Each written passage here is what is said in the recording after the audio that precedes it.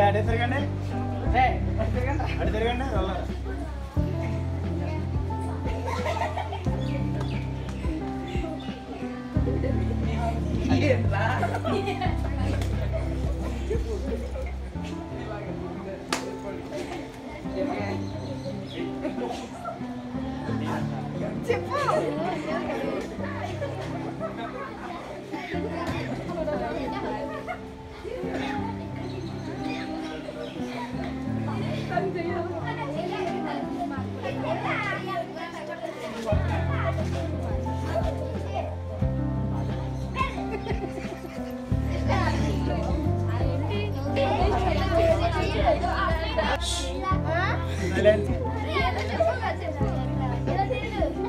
చెప్పు చెప్పు సేమ్ ఏది చూసావు అదే చెప్పు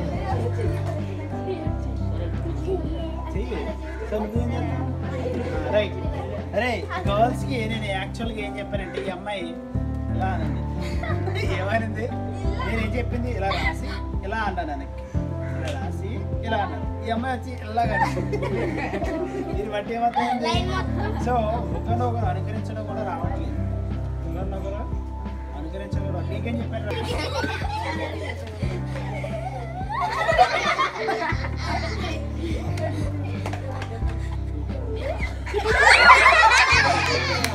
ఓకే నేను చెప్పింది ఏంటంటే ఇలా ఇలా అన్నాను తర్వాత ఇలా అన్నాను ఇది మొత్తం అసలు రైట్ మీకు ఇది ఎందుకు యాక్టివిటీ ఇచ్చారంటే ఫస్ట్ ఆఫ్ ఆల్ ఎడ్యుకేషన్లో ఒకరి నుండి ఎడ్యుకేషన్ అనేది ఏంటి ఒకరి నుంచి ఒకరు నేర్చుకునేది అవునా నేను మీకు చెప్తాను మీరు ఒకరు చెప్తారు నేను కూడా ఒకరి దగ్గర నేర్చుకునేది కదా ఆ నేర్చుకునే విషయంలో ఎలా నేర్చుకోవాలంటే చక్కగా నేర్చుకోవాలి ఎక్కడ డీవియేషన్ లేకుండా ఇప్పుడు అర్థం చేసుకొని కరెక్ట్గా నేర్చుకోవాలి అంతేగాని ఒకలాగా చెప్తే మనం ఒకలాగా అర్థం చేసుకున్నాం అనుకో మీరు చాలామంది